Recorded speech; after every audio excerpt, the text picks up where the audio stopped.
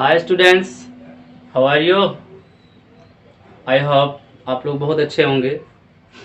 जैसा कि हमने बताया आप लोगों को first concept, second, third and fourth concept. जो भी student first, second, third and fourth concept नहीं पढ़े हैं, डिस्क्रिप्शन में जाइएगा, आपको वहाँ लिंक मिल जाएगा चारों कॉन्सेप्ट का। आप लोग बिल्कुल वहाँ से एकदम डीपली स्टडी कर लीजिए। कोई दिक्कत हो, कोई समस्या हो, कोई प्रॉब्लम हो तो कमेंट बॉक्स में बिल्कुल कमेंट कीजिए। किसी भी स्टूडेंट को कोई भी समस्या हो, कोई भी प्रॉब्लम हो तो। कल मैं आप लोगों को फोर्थ कॉन्सेप्ट बताया था तो उसमें एक बात किया था कि जब फॉर प्रीपोजिशन के साथ कोई ऑब्जेक्टिव केस प्रोनाउन हो तो हम उस ऑब्जेक्टिव केस प्रोनाउन को सब्जेक्ट केस में बना लेते हैं। फिर मैंने एक कॉन्सेप्ट उसी का बताया था पार्ट कि जब फॉर प्रीपोजिशन के साथ जो है हमारा कोई नाउन वर्ड आ जाए तो ये कॉन्सेप्ट नहीं हो पाया था, तो उसके लिए हम आपसे क्षमा चाहते हैं। I am so sorry. आज वाला कॉन्सेप्ट देख लेते हैं कि जैसे हमारा कॉन्सेप्ट क्या था कि जब हमारे एक ही सेंटेंस में एडवर्ब टू फॉर आ जाए प्लस इसके साथ नाउन हो, उसके बाद थर्ड पैटर्न पर हमारा टू आ जाए। ये कॉन्सेप्ट हमारा कल चल रहा था, इसको देख लीजिएगा स्टूडेंट्स, आपके लिए बहुत ही कंपलसरी है। और ये इंटर लेवल के लिए ही नहीं कंपलसरी है, air force, NTPC, NDA and plus all competition level जहां से इंग्लिश पूछे जाते हैं, ये आपका चैप्टर है। बिल्कुल आप बिल्कुल मेहनत में लग जाइए। मैं आपके लिए काम कर रहा हूं और आप मेरे लिए काम करिए, बिल्कुल करिए, without any doubt any hesitation. काम में लग जाइए, मैं आपके लिए पूरा कार्यरत हूं, बस सपोर्ट कीजिए हमारा। कि हमने क्या बताया था फोर्थ कॉन्सेप्ट में, स्टूडेंट हमने फोर्थ कॉन्सेप्ट में बताया था कि जब एक सेंटेंस में टू हो, फार हो, प्लस नाउन हो, प्लस इन्फिनेटिव टू का प्रयोग हो, तब ऐसी कंडीशन में हम क्या करते हैं, सबसे पहले हम करेंगे अपने सेंटेंस का सब्जेक्ट लिखते हैं। उसके बाद is, am, are, was, were, जो भी वर्ब हो, प्रेजेंट हो या पास्ट हो, प्लस उसके बाद टू को रिमूव कर देंगे। आप देख रहे हैं ना, you are watching at the present time, तो सो आ जाएगा। सो के बाद आपका हो जाएगा एडजेक्टिव के तुरंत बाद आपका आ जाएगा सबऑर्डिनेटिंग कंजक्शन जिसका नाम दैट है। दैट उसके बाद प्लस फिर क्या होगा, ये जो यहाँ आप नाउन देख रहे हो, यही नाउन यहाँ आकर क्या बन जाएगा, सब्जेक्ट बन जाएगा। क्लियर हो रहा ना, दिखाई दे रहा ना साहब, एकदम क्लियर है। मेरा कहने का मतलब दैट के बाद जो है, जो यहाँ पर आपका नाउन होगा वही आकर क्या बन जाएगा, सब्जेक्ट। अब फिर उसके बाद सब्जेक्ट के बाद आपको यहाँ ध्यान देना है कि अगर इज, एम, आर है, प्रेजेंट टेंस है, तो इधर हो जाएगा कैन नॉट। ओके, अगर वाज, वेयर है, पास्ट टेंस है, तो इधर हो जाएगा कुड नॉट। प्लस एमबी की कौन सी फॉर्म, फर्स्ट फॉर्म, प्लस अगर नॉन लिविंग सब्जेक्ट है तो उसके लिए आप इट यूज कर सकते हो in the last of the sentence. Clear.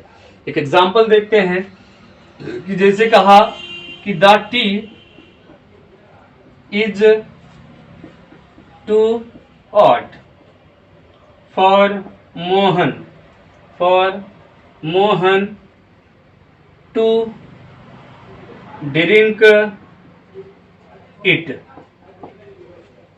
The tea is too hot for Mohan to drink it. ये जो चाय है इतनी गर्म है, किसके लिए है, मोहन के लिए। दूसरे क्लास का सब्जेक्ट क्या है, मोहन बना। क्यों, क्योंकि द टी, बेटा आप जानते हैं कि कोई नॉन लिविंग के द्वारा कोई काम होता नहीं है। एक सफल सब्जेक्ट जिसको कहते हैं, या फिर एक लिविंग सब्जेक्ट ही काम करता है, नॉन लिविंग काम नहीं कर पाता है। तो अब इसको हम सॉल्व करेंगे according two of the English formula. तो क्या बन जाएगा, द टी इज, टू को रिमूव कर देंगे तो क्या मिल जाएगा, सो मिल गया। ठीक है, टेक केयर। उसके बाद व्हाट एडजेक्टिव वर्ड है, तो सो हॉट। फिर प्लस क्या बोला है, दैट, सबऑर्डिनेटिंग कंजक्शन दैट आ गया। दैट के बाद हमारा क्या आएगा, सब्जेक्ट आ जाएगा। क्लियर। अब सब्जेक्ट क्या है हमारा, ये ध्यान देना है। यहाँ पर जो नाउन आएगा वो भी किस केस में होगा, ऑब्जेक्टिव केस में। प्रोनाउन आता था तो प्रोनाउन तो अपना एक्यूटिव केस और ऑब्जेक्टिव केस लेकर आता था, लेकिन उस ऑब्जेक्टिव केस को भी हम जब सबऑर्डिनेटिंग कंजंक्शन में रखते थे दैट को, तो दैट के बाद वाला सबऑर्डिनेटिंग क्लास में जब रखा जाता था तब हम क्या करते थे, उस ऑब्जेक्टिव केस प्रोनाउन को क्या बना लेते थे, सब्जेक्टिव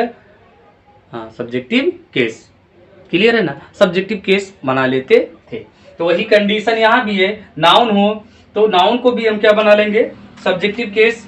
तो यहाँ पर क्या आ जाएगा, मोहन। ठीक है, मोहन आ गया। मोहन के बाद आपको वर्ब देखना यहाँ की क्या है, प्रेजेंट है, इज एम आर है। तो जब प्रेजेंट है बेटा तो इधर क्या लग जाएगा, कैन नॉट। ठीक है, कि the tea is so hot, ये जो चाय है इतनी गर्म है, दैट की Mohan can not drink it, कि मोहन इसे पी नहीं सकता है। कोई दिक्कत, एक एग्जांपल और देख लेते हैं। आई सपोज, आई होप आपको समझ में आया होगा। एक बार फिर से देख लेते हैं, एक एग्जांपल और कर लेते हैं। स्ट्रक्चर आप लोग नोट कर लीजिएगा, कोई दिक्कत हो तो बिल्कुल कमेंट बॉक्स में आप लिखकर बताइए हमें क्या समस्या है, क्या समस्या नहीं है, कहाँ समझ में नहीं आ रहा है, कहाँ आप नहीं समझ पा रहे हैं। आप जब तक हमें बताएंगे नहीं तब तक हम जान नहीं पाएंगे, क्योंकि मैं आपके लिए काम कर रहा हूँ। आप भी कमेंट कीजिए ना, वीडियो को लाइक कीजिए, सब्सक्राइब कीजिए, हमें बताइए कि हाँ सर आपका वीडियो मेरे समझ में आ रहा है या नहीं आ रहा है। बिल्कुल काम करिए आप। एक एग्जांपल और देख लेते हैं। दिस वे वाज, सॉरी यहाँ दैट कर लेते हैं, that way was to zigzag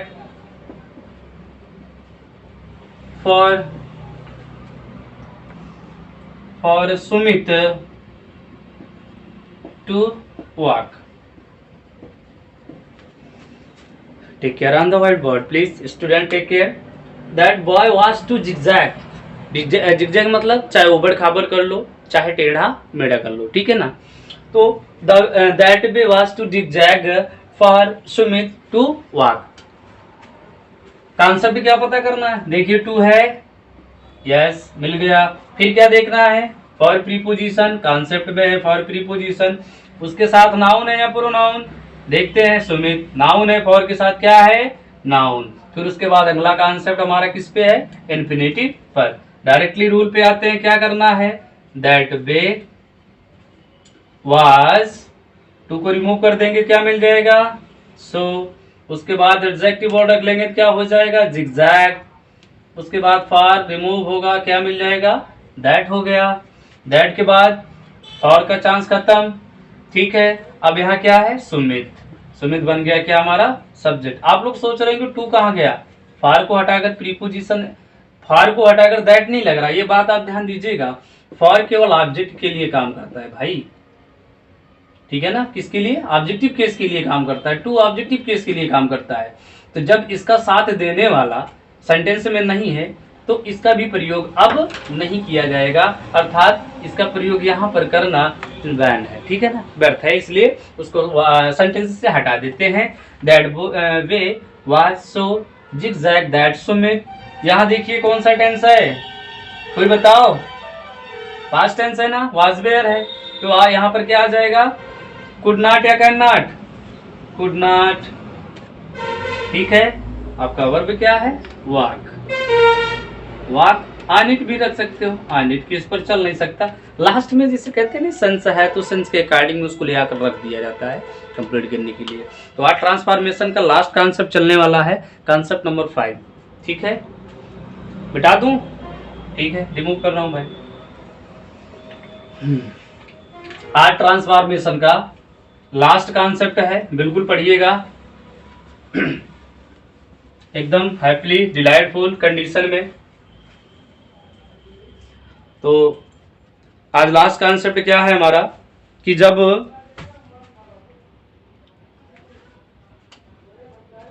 हमारा क्या आ जाए, एडवर्ब टू आ जाए, ठीक है। ये आपका पहला सेंटेंस होगा, अर्थात पहला क्लास। सेकंड क्लास आपका ऑलरेडी किस में हो, नेगेटिव में हो, अर्थात सेकंड कॉन्सेप्ट पहले से ही क्या दे, निगेटिविटी दे। बात मेरी आप समझ पा रहे हो ना कि जब दूसरा सेंटेंस क्या दे, पहले से ही निगेटिविटी दे, तो आप उस सेंटेंस का जो आप बनाएंगे क्या,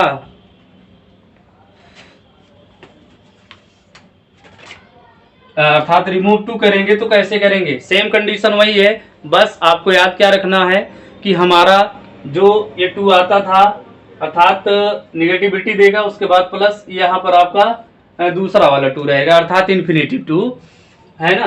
तो two plus not plus two, ये वाला कॉन्सेप्ट, ये लास्ट कॉन्सेप्ट है ट्रांसफॉर्मेशन ऑफ द सेंटेंस का। ठीक है बेटा, तो 5 या 6 कॉन्सेप्ट हमने आपको बताया ट्रांसफॉर्मेशन ऑफ द सेंटेंस में।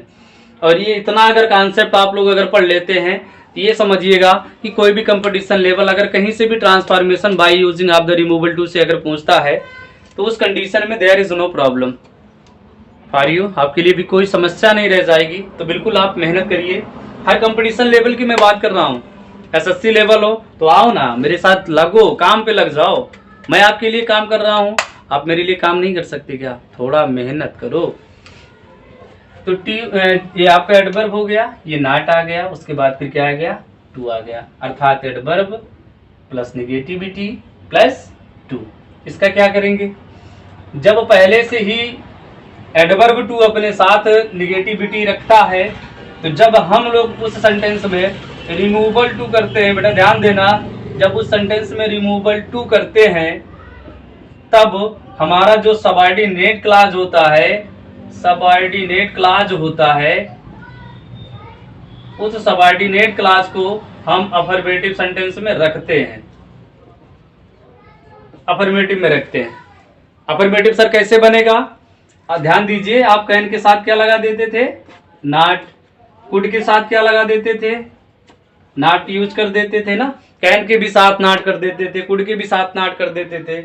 बट यहां पर सबऑर्डिनेट क्लॉज वाले सेशन में जो आपका है, सेंटेंस को केवल क्या करना है, अफर्मेटिव में करना है, अर्थात नॉट को हटा देना है। क्यों हटेगा, क्योंकि ऑलरेडी आपके सेंटेंस में नॉट का प्रयोग है, इसलिए हम सबऑर्डिनेट क्लॉज को नेगेटिव सेंटेंस में नहीं यूज करेंगे। क्योंकि ऐसा आप जानते हैं कि एक सेंटेंस में डबल निगेशन वर्ड कभी प्रयोग नहीं होता, वन लाइन ग्रामर ऐसा है, आपका नियम कहता है, आपका रूल कहता है। One line English grammar has totally told you about of the sentences की एक सेंटेंस में डबल निगेशन वर्ड का प्रयोग नहीं किया जाता है।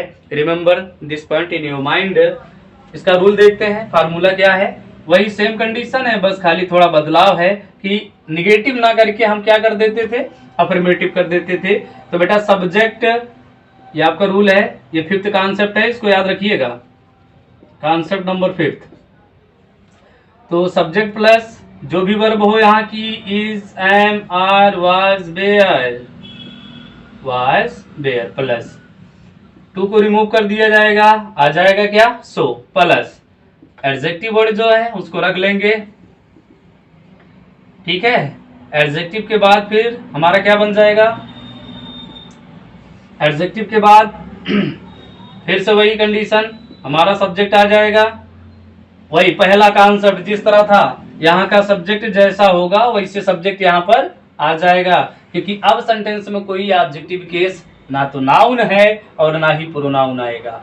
बात समझ पा रहे हो ना, इसलिए यहाँ का सब्जेक्ट हम देख लेंगे कि लिविंग है कि नॉन लिविंग है। क्लियर कर रहा हूं इस बात को भैया, ध्यान दीजिएगा, लिविंग है या फिर नॉन लिविंग है।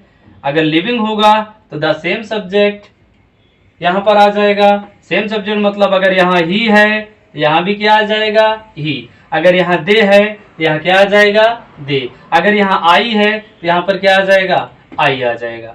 लेकिन अगर यहाँ का सब्जेक्ट कोई नॉन लिविंग है तो मैंने बताया क्या था, इट भी बताए थे, वन भी बताए थे और नॉन भी बताए थे। याद है क्या, भूल गए हो? हाँ स्टूडेंट्स, इसको मिटा दूं, इरेज। हाँ नोट करते रहना, बिल्कुल नोट करते रहना, नोट से बना लीजिए आप लोग। इसके बाद में डिग्रीज आप कंपैरिजन चालू करने वाला हूँ नेक्स्ट डे कल, ठीक है ना। नेक्स्ट डे अर्थात कल जो है मैं आप लोगों को डिग्रीज ऑफ कंपैरिजन पढ़ाना शुरू करूंगा। ठीक, हाँ, चाहे डिग्रीज ऑफ कंपैरिजन, कुछ बच्चे कह रहे थे कि डिग्रीज ऑफ कंपैरिजन से शुरू कर दीजिए, कुछ लोग कह रहे थे sir interchange of the sentence शुरू कर दीजिए। तो जैसा भी हो, एक लेवल से ही चलेगा, अकॉर्डिंग से चलेगा। ऐसा नहीं है कि आज हम लोग ये ट्रांसफॉर्मेशन यानी रिमूवल टू खत्म किए, उसके बाद कल जो है चले सिंटैक्स पढ़ना शुरू कर दे या सिंथेसिस शुरू कर दे, तो ऐसा नहीं है। एक लेवल में चलेगा ताकि आपको नोट्स बनाने में कोई दिक्कत ना हो, समझने में कोई दिक्कत ना हो, आपकी अंडरस्टैंडिंग एकदम स्ट्रांग होनी चाहिए। ठीक है, मैं आपके लिए काम कर रहा हूँ, आप मेरे लिए बिल्कुल काम करिए। Subject plus same condition, present रहेगा तो बेटा कैन आ जाएगा, पास्ट होगा तो कुड। सर नॉट कहाँ गया? नॉट यहाँ है। जब पहले से ही ऑलरेडी वो निगेटिविटी दे रहा है तो यहाँ पर निगेटिविटी नहीं बल्कि पॉजिटिविटी देना पड़ेगा। क्लियर हो रहा है ना? तो निगेटिविटी जब पहले से ही दे रहा है तो फिर हम जब उसका रिमूवल टू करेंगे तो बेटा जो सबऑर्डिनेट क्लास सेंटेंस है वो क्या देगा? अफर्मेटिव या सेंस फिर पॉजिटिविटी सेंस दे देगा। तो कैन या कुड प्लस बी की कौन सी फॉर्म? First form. ठीक, इतना है, समझ में आया होगा। एक बार फिर से मैं रूल को फ्रेश कर देता हूं आपके सामने के लिए, उसके बाद एग्जाम्पल करते हैं। तो मैंने क्या बताया था कि जब एक सेंटेंस में क्या हो, एडवर्ब टू नॉट का प्रयोग हो, ये टू आ जाए। ये हमारा कॉन्सेप्ट है आज का। ठीक, ये कॉन्सेप्ट आज का है। तो सबसे पहला रूल में क्या करेंगे? Subject plus is am are में से कोई एक वर्ब चूज कर लेंगे जो भी सब्जेक्ट को अलाउ करेगा। Was were plus so plus adjective plus that, उसके बाद प्लस द सेम सब्जेक्ट जैसा हो मैंने बताया। लिविंग होगा तो यहाँ लिविंग सब्जेक्ट सेम सब्जेक्ट, अगर नॉन लिविंग होगा तो उसके जाति का वहां रख लिया जाएगा इट या वन। सब्जेक्ट प्लस, अब इधर हम क्या करेंगे? पॉजिटिविटी, अर्थात नॉट का प्रयोग अब नहीं करेंगे। तो कैन या कुड प्लस भी की कौन सी फॉर्म बेटा? First form. ठीक है ना? एग्जाम्पल देख लेते हैं, 2 एग्जाम्पल कर लेते हैं ताकि कोई डाउट ना रह जाए। पहला एग्जाम्पल है he was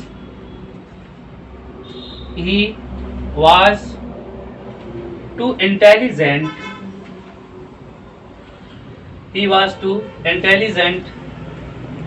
not to find solution। ठीक है ना? एग्जाम्पल हमने क्या दिया आप लोगों को कि he was too intelligent not to find solution. ठीक है, अब इसको सॉल्व कैसे करेंगे? यहां तक तो सब लोग हल कर लोगे ना। ही वाज, टू को रिमूव करोगे क्या पा जाओगे बच्चों? सो, उसके बाद intelligent, he was to intelligent. ठीक है ना? नॉट आ गया, रिमूव कर दो, दैट मिल गया। दैट के बाद हमने बताया क्या, यहाँ का सब्जेक्ट जैसा होगा वही सब्जेक्ट हमारा सबऑर्डिनेट क्लास में आ जाएगा। तो क्या आ जाएगा? ही। ठीक है, यहाँ पर क्या है? वाज, तो इधर क्या आ जाएगा? कुड। तो ही कुड फाइंड, नॉट का प्रयोग अब नहीं, क्यों? क्योंकि हमारे क्वेश्चन में निगेटिविटी है, इस वजह से हम आंसर में पॉजिटिविटी दिखाएंगे। Could find solution. इस रिमूवल टू में अगर किसी भी स्टूडेंट्स को कोई भी प्रॉब्लम हो तो बिल्कुल कमेंट बॉक्स में कमेंट कीजिएगा। कोई भी समस्या हो, कोई भी दिक्कत हो, कोई भी परेशानी हो तो बिल्कुल आप उसमें कमेंट बॉक्स में कर सकते हैं। एक एग्जांपल और देख लेते हैं। और ट्रांसफॉर्मेशन के अकॉर्डिंग में जितना भी मैंने पढ़ाया है आप लोग नोट्स बना सकते हैं, क्योंकि डेली मेरी क्लासेस चलेगी।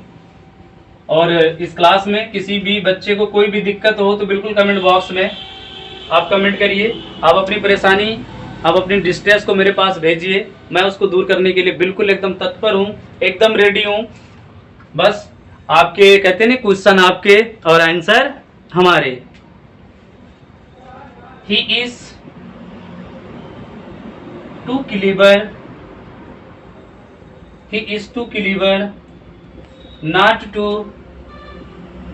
understand understand it, understand it. चलिए देखते हैं कौन स्टूडेंट बताता है।